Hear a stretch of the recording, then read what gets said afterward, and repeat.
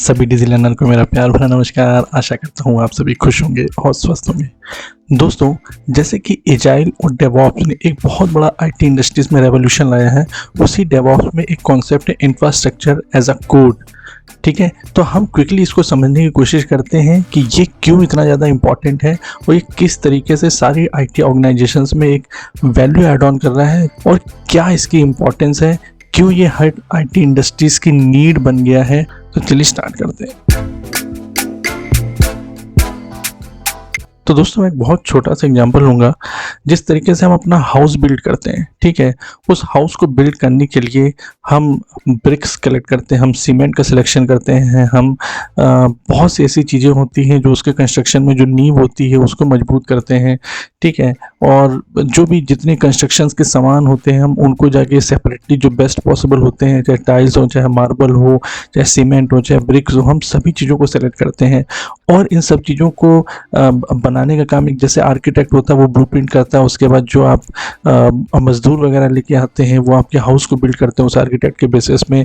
वो सारे मैनुअल्स जो भी लेबर्स होते हैं उनके ऊपर आपको अलग से पैसा खर्चा करना पड़ता है।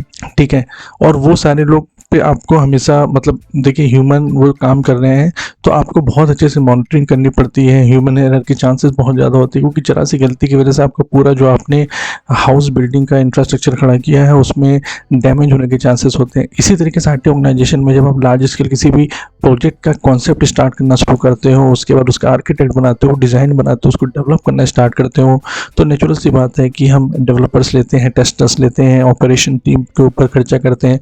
और जब से डेवऑप्स का कॉन्सेप्ट आ गया है दोस्तों, तो उसने काफ़ी चीज़ें आसान बनाई हैं क्योंकि वो जो डेवलपर्स और ऑपरेशन के बीच में एक गैप होता था उसको ब्रिज करने का काम किया है।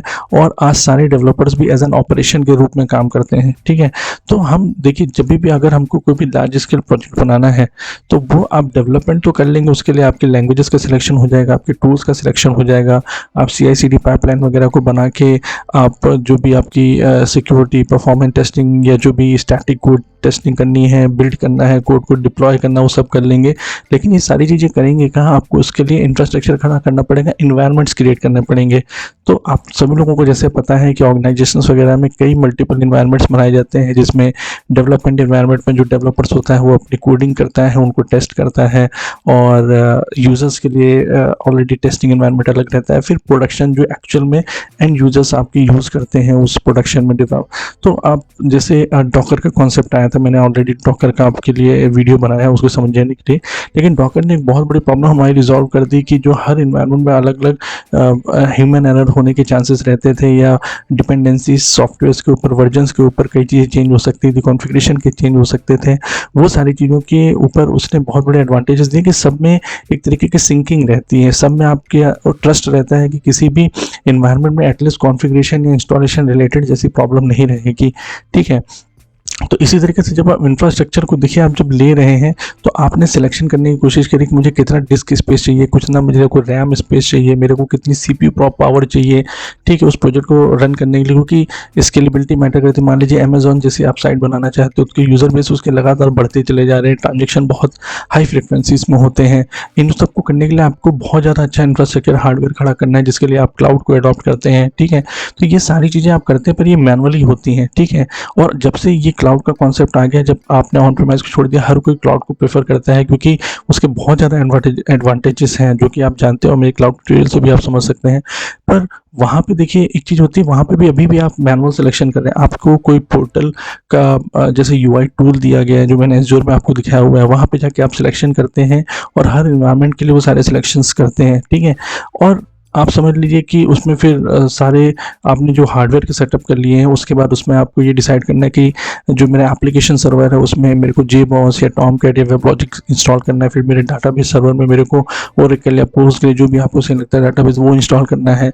तो वो सिलेक्शन भी ऑपरेशन टीम एक तरीके से कर रही है। ठीक है, और उसके बाद आपको जो डिप्लॉयमेंट करना है, जो एप्लीकेशन है वो जो जैसे आपने कोई भी एप्लीकेशन ली उसमें कई थर्ड पार्टी लाइब्रेरीज यूज़ हो सकती हैं, आपके खुद के कई फ्रेमवर्क्स यूज़ हो सकते हैं, उन सभी की डिपेंडेंसी बना के एक पैकेज बनाना होता है, फिर उसको डिप्लॉय करना है, फिर एप्लीकेशन का मेंटेनेंस भी देखना है, इंफ्रास्ट्रक्चर का भी मेंटेनेंस देखना है। तो जो मैंने आपको घर वाला स्ट्रक्चर आपको बताया है कि जिसमें आप सारे सिलेक्शन करते हो, फिर आप लेबर्स लेके आते हो, आर्किटेक्ट के उसके बेसिस पे डिज़ाइन पे वो लेबर्स वगैरह डिज़ाइन करने की कोशिश करते हैं आपके घर को। तो वहाँ पे देखिए, अगर मान लीजिए आप एज्यूम करिए कल को, आने वाले कल में, कि आपको मैंने कोई 3D प्रिंटर दे दिया है, ठीक है, उस 3D प्रिंटर के सिलेक्शन के बेसिस पे आपका घर ऑटोमेटिकली बन जाता है, तो कितनी ज़्यादा चीज़ें आपके लिए आसान हो जाएंगी, ठीक है। तो अगर जैसे ये डेवॉप्स टूल्स की मैं बात करूँ, जो डेवॉप्स ऑपरेशन की बात, जो डेवॉप्स के बारे में बात की जाती है, डेवलपमेंट ऑपरेशन को कंबाइन कर देगा, तो देखिए हर फेज में बहुत ढेर सारे टूल्स हैं। अगर आप टूल के इम्प्लीमेंटेशन पे जाइए तो मतलब हर किसी के अपने खुद के एडवांटेजेस डिसएडवांटेजेस होंगे, लेकिन यहाँ पे मेरा फोकस है सिर्फ इंफ्रास्ट्रक्चर में, जो डिप्लॉयमेंट का देखिए यहाँ पे ऑपरेशन वाला आप पार्ट जो देख रहे हैं, वहाँ पे ये सब चीज़ें आती हैं। जैसे कि डेवॉप्स के पहले मैंने आपको बताया कि डेवॉप्स जब तक नहीं आया था तो ये सारी चीज़ें मैनुअली करनी थी, आप खुद ही सारे सिलेक्शंस करने थे। अगर क्लाउड की भी एडवांटेजेस की बात करें, वहाँ पे भी मैनुअली आपको सारे सिलेक्शन करने थे, और इंफ्रास्ट्रक्चर को प्रोविज़न करना था, फिर सेटअप करना था, इंस्टॉलेशन करना था, फिर अपने एप्लीकेशन की भी जो आपके इन्वायरमेंट होता है उसको सेटअप करना, और फिर एप्लीकेशन को डिप्लॉय करना, ये सारी चीज़ें मैनुअली होती थी। डेवॉप्स के आने के बाद बहुत ज़्यादा ऑटोमेशन पर जोर दिया गया कि हम जितना ज़्यादा ऑटोमेट कर सकें इन सब चीज़ों को, उतनी ज़्यादा हमारी रिलायबिलिटी आएगी। तो देखिए, डॉकर ने ऑलरेडी हमारा काम यह आसान कर दिया था कि जो इन्वायरमेंट पे, अलग अलग इन्वायरमेंट पे प्रॉब्लम्स आती थी कि कुछ जरा से कॉन्फ़िगरेशन की वजह से हमें उसको भी टेस्ट करना पड़ता था कि कोई गड़बड़ी ना हो, ठीक है। उनकी जो डिपेंडेंसीज होती थी उनको सेलेक्ट करना पड़ता था, उसको उसने रिजॉल्व कर दिया। जो हमारे मेन अलग अलग ऑपरेटिंग सिस्टम में कोड की रिलायबिलिटी होती थी, उसको भी उसने रिजॉल्व कर दिया था। लेकिन अभी भी बहुत बड़ा क्वेश्चन ये था कि क्या हम हमारी नीड के बेसिस पे इंफ्रास्ट्रक्चर को ऑटोमेटिकली प्रोविज़न कर सकते हैं और उनमें जो सॉफ्टवेयर होते हैं उनको इंस्टॉल कर सकते हैं ऑटोमेटिकली। तो ये जो काम हुआ था वो सारे, ये जो इंफ्रास्ट्रक्चर एज अ कोड है, इसके बेसिस पे हुआ। इसमें क्या हुआ कि देखिए, आप जो काम मैनुअली करते थे उसके लिए आपने कोई स्क्रिप्ट लिख दी, वो किसी भी स्क्रिप्ट लैंग्वेज का एग्जांपल अभी आप मत लीजिए, आप मान लीजिए जो टूल्स हैं, जैसे टेराफॉर्म है, शेफ है, पपेट है, एंसिबल है, इन टूल्स का यही काम है। आप यहाँ पे जाके आपने एक बार कोई स्क्रिप्ट लिख दी, उस स्क्रिप्ट के बेसिस में आपका इंफ्रास्ट्रक्चर आपकी नीड के बेसिस पे प्रोविजन हो जाएगा, डेवलप, आपके जो सॉफ्टवेयर नीड है, जो डिपेंडेंसी है, वो सब चीज़ें वहाँ पे सेटअप हो जाएंगी ऑटोमेटिकली। तो ये बहुत बड़ा ऑटोमेशन आपका जो इंफ्रास्ट्रक्चर वाला काम है, ये यहाँ पे मिल रहा है। और रन टाइम पे जो भी आपके कॉन्फ़िगरेशन के चेंजेस हैं, कल को आप स्केलेबिलिटी उसमें अचीव करना चाहते हैं, यूज़र बेस कम ज़्यादा हो रहे हैं, वो भी चेंजेस करना चाहते हैं, वो सारी चीज़ें ऑटोमेट हो गई हैं। तो मतलब जो आप ऑलरेडी एक तरीके से कई मतलब कॉस्ट सेविंग बहुत ज़्यादा है ये, और ऑटोमेशन है तो आपकी रिलायबिलिटी है, तो ये इसका एक्चुअली में एडवांटेज है जो इंफ्रास्ट्रक्चर एज अ कोड का है, ठीक है।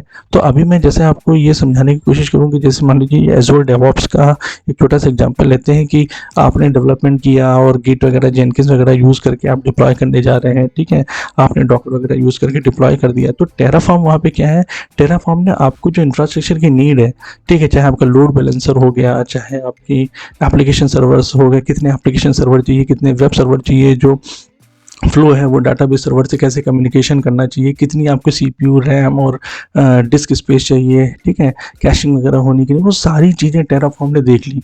उसके बाद अगर जो एप्लीकेशन के इंस्टॉलेशन की बात करें तो देखिए वो एंसिबल ने देख ली। मान लीजिए कि आपको जेबॉस चाहिए, टॉमकैट चाहिए, एप्लीकेशन की लाइब्रेरीज की उनकी जो सेटअप है, तो इन दोनों के कॉम्बिनेशन के बेसिस पे आपने एक बार कोड लिखा, और जितनी बार भी आपको इरिस्पेक्टिव किसी भी क्लाउड में आपको डिप्लॉय करना है, ये सारे फीचर्स इसमें अवेलेबल रहते हैं। कि मान लीजिए कल को आपको गूगल क्लाउड यूज़ करना है, आपको AWS यूज़ करना है, आपको माइक्रोसॉफ्ट एज्योर यूज़ करना है, ये सभी चीज़ों में आसानी से एक बार आपने बनाया और उसको आपको रन करना है और ऑटोमेटिकली सारा काम आपका हो जाएगा। कितने वर्चुअल मशीन्स के आपको सेटअप चाहिए, स्केल सेट कैसे सेटअप करना है, तो बहुत चीज़ें ऐसी हैं जो आपको एक बार कोड बनाना है, वो सारी चीज़ें ऑटोमेटिकली टेक केयर हो जाएंगी। तो ये बहुत बड़ा एडवांटेज है कि जो इंफ्रास्ट्रक्चर मैनुअली सारा काम होता था, वो कोड और स्क्रिप्ट के थ्रू ऑटोमेटिकली प्रोविज़न हो रहा है, ठीक है। यहाँ पे प्रोविज़न भी हो रहा है, सेटअप हो रहा है, कॉन्फ़िगरेशन सेटिंग हो रही है, आपकी डिप्लॉयमेंट हो रहा है, और उससे रिलेटेड भी जो सेटअप होते हैं वो सारी चीज़ें हो रही हैं, ठीक है। अब विद रिस्पेक्ट टू मेंटेनेंस का मतलब यहाँ पे है, देखिए इंफ्रास्ट्रक्चर का मेंटेनेंस अलग चीज़ हो गई और एप्लीकेशन का मेंटेनेंस अलग हो गई, ठीक है। इसको और अभी डिटेल में बाद में समझेंगे, मैं एक अलग से स्पेशल वीडियो बना दूंगा। लेकिन आप समझ लीजिए जैसे कि आजकल जो मतलब मेन ट्रेंड है वो रिएक्टिव ना हो के प्रिवेंटिव है, कि अगर कोई यूज़र को एरर आ रही है, उसने बताया आपको और उसके बाद आप एक्शन ले रहे हो, तो वो चीज़ सही नहीं है। रिस्पेक्टिव कि आप पहले से ही कॉन्फ़िगर कर सको, फॉल्ट टॉलरेंस मैकेनिज्म जो होती हैं वो ज़्यादा अच्छा यूज़र को एक्सपीरियंस दें, कि आपको पहले से पता लग जाएगा कोई एरर आ रही है या यूज़र के बताने के पहले, और आपने उसको फिक्स भी कर दिया, तो स्मूथ एक्सपीरियंस रहेगा, ठीक है। तो देखिए, तो जैसे अगर बात करें टूल्स के बेसिस पे, तो अगर इंफ्रा सेटअप, प्रोविजनिंग और उसका जो कॉन्फ़िगरेशन होता है या रिक्वायर्ड जो सॉफ्टवेयर के इनिशियल सेटअप करने हैं, वो सारे काम आपके टेराफॉर्म से हो जाएँगे, ठीक है? ये 3 काम टेराफॉर्म से हो जाएँगे, ठीक है? और लेकिन इंफ्रा सेटअप का प्रोविजनिंग वाला पार्ट छोड़ के जो ऑटोमेटिकली प्रोविजन हो जाता है, उसके अलावा 3 अलग से जो जो 2 काम तो कॉमन है इंफ्रास्ट्रक्चर का मैनेजमेंट या कॉन्फ़िगरेशन करना। मान लीजिए ऑलरेडी आपका इंफ्रास्ट्रक्चर प्रोविजन हो चुका है, आपको सिर्फ कॉन्फ़िगरेशन चेंजेस रिलेटेड चीज़ें करनी है, और कुछ अगर कल को नया प्रोजेक्ट डेवलप हो रहा है, उसके लिए इनिशियल सॉफ्टवेयर सेटअप करने हैं, एप्लीकेशन को डिप्लॉय करना है, वो सारे काम आप शेफ या पपेट या एंसिबल के थ्रू कर सकते हैं। तो इन जनरल टेराफॉर्म और एंसिबल का कॉम्बिनेशन बहुत ज़्यादा फेमस है। और किस बेसिस पे आप किस टूल को यूज़ करेंगे, उसके लिए देखिए 3 चीज़ें हैं जिसमें आप डिसाइड कर सकते हैं कि आप डिक्लेरेटिव वे में जाना चाहते हैं कि प्रोसीजरल वे में जाना चाहते हैं, आप म्यूटेबल सोचना चाहते हैं कि इम्यूटेबल सोचना चाहते हैं। म्यूटेबल का मतलब हो गया कि आप बाद में भी उन इंफ्रास्ट्रक्चर को जो आपने प्रोविजन किया उसमें चेंजेस कर सकते हैं। इम्यूटेबल का मतलब है कि आपको रिप्लेस ही करना पड़ेगा, ठीक है? एजेंट चाहिए कि एजेंट लेस के बेसिस पे आप काम करना चाहते हैं, मतलब क्लाइंट सर्वर आर्किटेक्चर के बेसिस में कई बार बीच में एक कोई मीन मास्टर नोड बना दिया जाता है जो सारी चीज़ों को कंट्रोल करता है, जिसे एजेंट भी कहते हैं। तो ये हर टूल के अपने खुद के एडवांटेजेस हैं, कुछ डिक्लेरेटिव बेस में है, कुछ प्रोसीजरल बेस में, जैसे आपने लिखा होगा उसी के बेसिस में सारा कोड मतलब इंफ्रास्ट्रक्चर सेटअप होता रहेगा प्रोसीजर के बेसिस पे। तो वो उनके बेसिस पे आप डिसाइड कर सकते हैं कि मुझे कौन सा टूल यूज़ करना है। पर मोस्टली टेराफॉर्म और एंसिबल का कॉम्बिनेशन बहुत ज़्यादा फेमस है। टेराफॉर्म आपका जो सबसे ज़्यादा हेल्प करेगा आपकी प्रोविजनिंग के लिए, कि इंफ्रास्ट्रक्चर का प्रोविजनिंग भी हो जाए एक तरीके से, सारे इन्वायरमेंट अगर आपको सेटअप करने हैं, कितना सीपीयू, रैम और डिस्क स्पेस, जो भी आपको सब चीज़ें चाहिए वो सारी चीज़ें हो जाए, उनका कॉन्फ़िगरेशन वगैरह भी सब सेटअप हो जाए, और ऑटोमेटिकली जो भी आपके सर्वर्स में सेटअप करना है, चाहे जावा सर्वर आपको बनाना है, एप्लीकेशन सर्वर बनाना है, डाटाबेस सर्वर बनाना है, वो सब भी सेटअप कर देगा, ठीक है? डिप्लॉयमेंट का खाली आपको काम है, जिसके लिए आप एंसिबल का यूज़ कर सकते हैं, या वैसे वर्सा की प्रोविजनिंग आपने खाली करवा ली टेराफॉर्म से, बाकी जो 3 काम बचे वो आपने एंसिबल से करा लिए, ठीक है?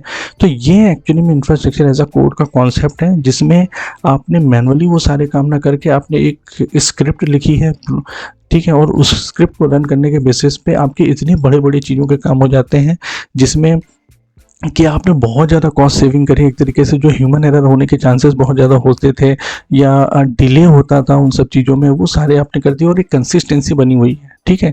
तो इन सब के कॉम्बिनेशन और डॉकर के कॉम्बिनेशन के साथ में आज एनवायरनमेंट रिलेटेड एटलीस्ट जो चीज़ें हैं वो हम लोग के उसमें बहुत कंसिस्टेंसी आ गई है क्लाउड का यूटिलाइजेशन करके, ठीक है? तो आई होप ये छोटी सी इन्फॉर्मेशन आप लोगों के लिए हेल्पफुल हुई हो और इस कॉन्सेप्ट को समझने के लिए आपके लिए मददगार हुई। Still you have any query, please do WhatsApp me or you can mail me also. I would love to answer your queries. Thank you so much.